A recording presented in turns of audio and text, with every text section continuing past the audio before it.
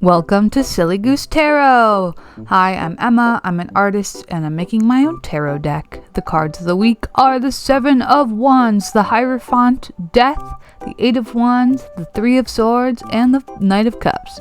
Every week I pick 3 cards at random to draw, and I am now 44% of the way through the deck. We're kicking this week off with the Seven of Wands. The key words for this card are bravery, resolve, determination, competition, and courage. This card is all about standing your ground, fighting for your beliefs, and pushing back against the odds. Very much shonen anime protagonist vibes. When drawing this card, I wanted to make sure that the goose had his mouth open, because he's, talking, he has something to say, and I made his stick, his wand, pointy, because he's got a point and he's not afraid to use it. When I was sitting and contemplating about this card, I thought about all of those times when I was younger, especially when I wasn't confident about myself, and there was a problem at work or whatever, or at school, and I would have an idea on how to fix it, but I would either keep it to myself, or maybe I would share it, but I would get overlooked, I wouldn't fight for my ideas. Then after a lot of hassle and the solutions finally figured out, and then I would realize by the end of it that I was fucking right that whole time, and I should have just been confident in myself, And now, I'm not always right, but I am often correct. And I've come to this realization that being timid isn't gonna get me to where I want to be, and I sort of just have to embrace this raw form of audacity. Really, the only way to get what you want in life is to go out there and take it. Make it for yourself. After all, you might have a point. Next up, we have the Hierophant, which is the 5th card in the cycle of the Major Arcana. This card represents guidance, knowledge, education, structure, and tradition. I know in a lot of ways, especially right now, a lot of our traditional structures have a lot of bad publicity. They get a bad rap. We're at an all-time historical low in faith in our institutions, especially here in America. I don't know about other places. The more educated I become and the more I look into different facets of human society, the more I realize that it's all just the worst facets of human behavior. Absolute power corrupts absolutely. Greed, corruption, and weird sexual bullshit will creep its way into anything and everywhere. I recently came to this realization with Christianity specifically, and the kind of the complex relationship I have with it growing up as a Christian in America. Gone through every phase you possibly could. I believe as a child, we went to church. I believed in it pretty hard, and then I had an atheist run in my teenage years, and then I slowly began to get more agnostic after the birth of my child, and now I'm kind of in this weird limbo zone.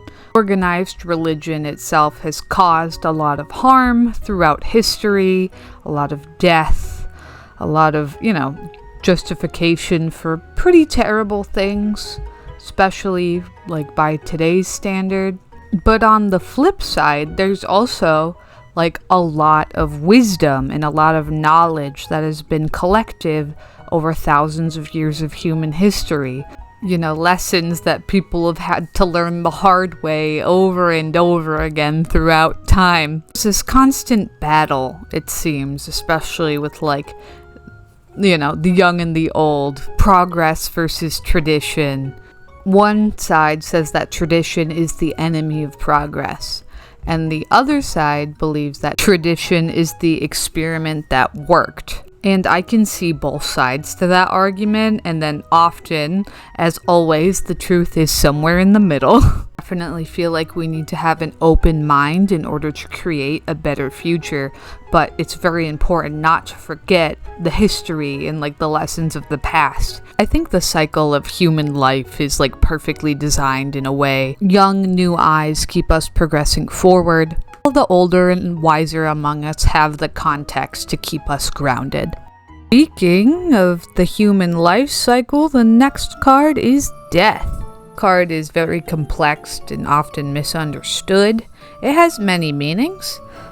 It can mean endings, conclusions, departure, transformation, mortality, destruction, and corruption. For better and for worse, nothing lasts forever. All good things must come to an end. We've all witnessed those like really horrible TV or movie reboots that didn't need to exist, or TV shows like the Lost series that like the writers needed to have like an end point, but the studio wouldn't let them, so it's just kind of dragged out into like this limbo state of writing where they can't actually have any real like lasting plot consequences because they don't know when the show is gonna end.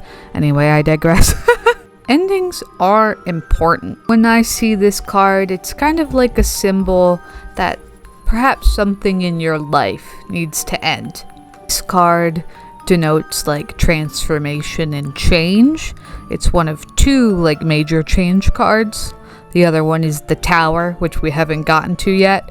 The Tower is more like a quick change, and this one is more like a slow, inevitable change over time. For example, like as I continue doing this tarot card journey, eventually I'm going to be done and this part of my life will be over. I will have made the tarot deck and I will be on to something else.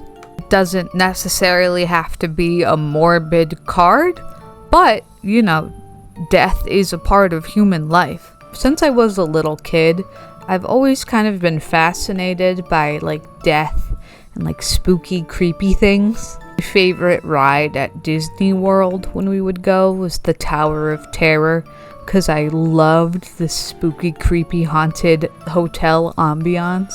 Honestly, I haven't changed at all. I still love all of that kind of stuff. Personally, believe that there is definitely more after death that we just simply can't ever fathom or know about. And that's the way it's been, and that's the way it's meant to be. It's kind of fun to theorize about what happens after we die.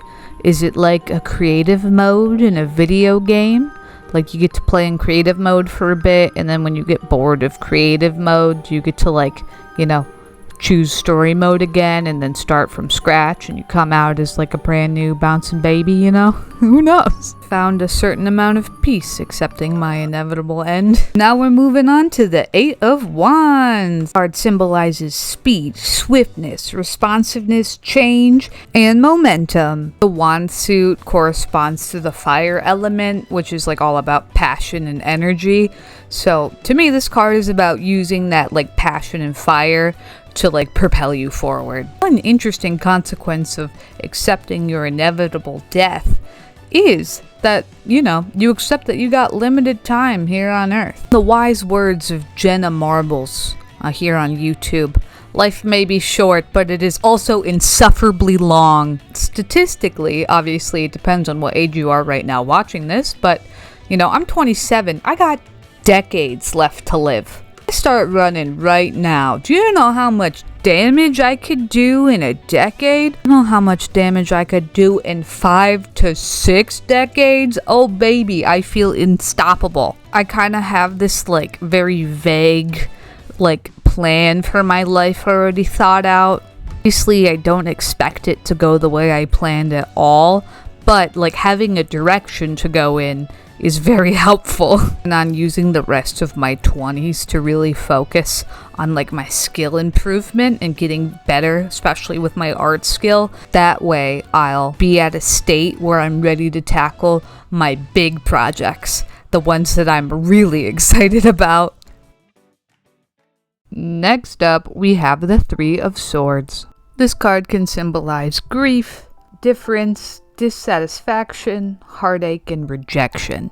Sometimes life doesn't go the way you expect and you get hurt in the process. I myself have experienced betrayal and heartbreak in the past, and it really, really sucks. But knowing what I know now and living the life I have now, I would not change my past at all, really.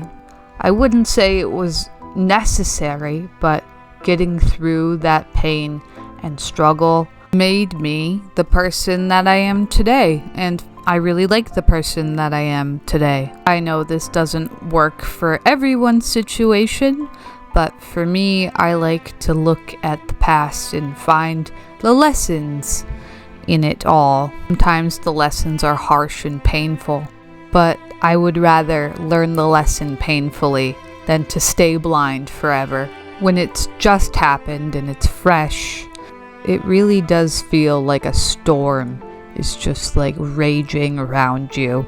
Your life may never be the same again, and in the moment that may feel devastating. But with time, the storm will clear. There will be brighter days ahead. You might even realize that it was a blessing in disguise and that you're better off now because of it. Last card, Knight of Cups.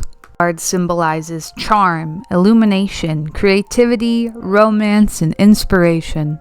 To me, the Knight cards are all about taking action, so this card specifically is about following your heart and leading with love. Life is a lot more fun when you're, inspired and emotionally connected to the things around you, the people in your life, the pursuits that you are currently pursuing. Having a cause that you feel like is worth fighting for. Can be as simple as an emotional connection to your dog, Having something to care about really makes life worth living. I think a lot of people can get tied up in this pursuit of the greater good, how they can make the most change possible, feel like they have to be very famous, powerful, and influential to make a difference, but that is very, very untrue. You can be a force for love and goodness just by being nice to the cashier at the grocery store, striking up a conversation with a cute little old lady who seems a little lonely, going out of your way to help somebody just because you want to. Not only are you helping other people, but, there's a sense of accomplishment and you get to feel good. So it's a win for everybody. And there we have it, folks. These are the finished cards for the week. I am really, really happy and excited that they are done. It was a bit of a struggle. If you would like to see more of that, I made a vlog style video where everything went wrong. I actually lost a recording in the save file of the first death card I did. Of course, it's the death card to cause my computer to die. Haha, very funny. I have finished 36 out of the 78 cards. 42 more to go. We're getting there. Let's finish this video off with some flower or petal oracle cards. The card of the week is Frieza. This will all be worthwhile. Well, I sure hope so.